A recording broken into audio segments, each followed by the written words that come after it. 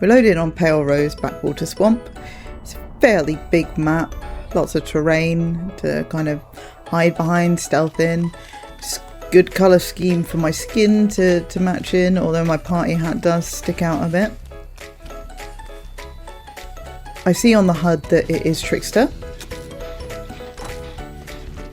And I'm kind of excited to find out which type of Trickster it is.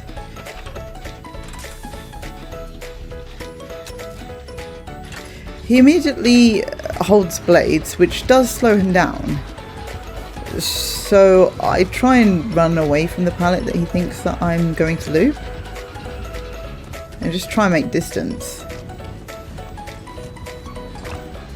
He does land a blade, at which point I go towards a loop. Realise again I have lots of distance. Keeping an eye on him, using the terrain to try and avoid blades. And my laceration's completely decayed at this point. This Trickster needs to land blades much quicker than what he is landing currently. I head to main because I think it's a relatively safe loop.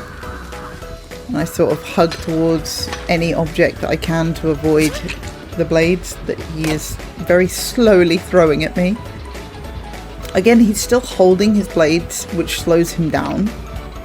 And my laceration meter is decaying again. At this point I'm like, well, I might as well hold him at main.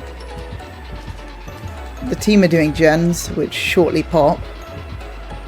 Main's a great building for killers like Huntress or Trickster to be looped on. You get a lot of line of sight blockers like these barrels. They'll swing through the pallet expecting me to drop it, which I don't, because he's still too far away. I'm going to get bladed here. This rock isn't very safe against Trickster. I do get a significant amount of blade hits, which I'm hoping to run off.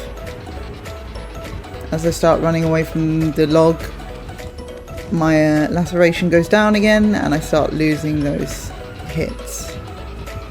He reloads. At which point I start check spotting, thinking where is this person going to go? He whiffs at the pallet that I don't throw and I vault the window. Again, I'm at this rock. It's a sort of log loop that isn't great against a Trickster. I wish I'd sort of been crouch teching more there. I head away from main at this point because I don't particularly want to stay there the entire game.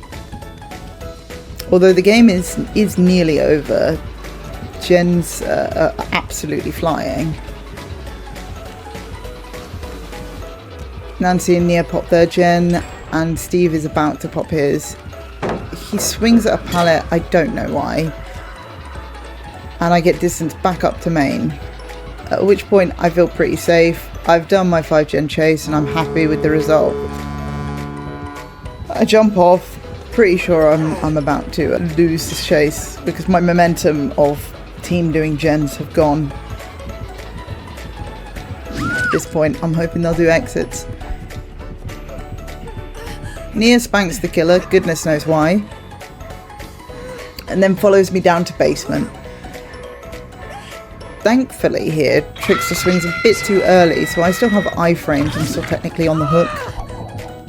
I am aware though, as we leave this loop, that I'm basically running out into the open. There isn't much to block line of sight other than trees. And unfortunately I just don't manage to block enough line of sight. I go down a bit glitchily, but I do go down. Nia tries to sabo the hook, but unfortunately Trickster is taking me further away from the gates.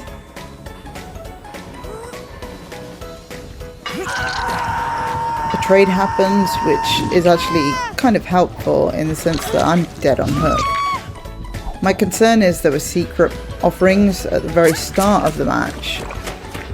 Obviously, having reviewed the footage now, I know he has a Mori, but in game I was concerned he would have one.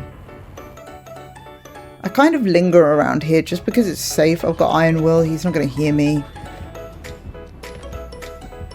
I'm just sort of waiting for someone to be available to give me a heal. I hear footsteps and click over to Nancy. Nia is about to be picked up and Stephen is running away from the heals.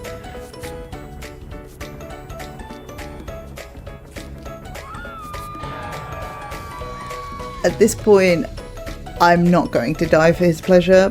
I was told that the slippery meat. I am absolutely begging that it works, but Nancy is obviously not understanding of this concept. Thankfully though, the slippery meat does in fact work, and Nia gets off the hook.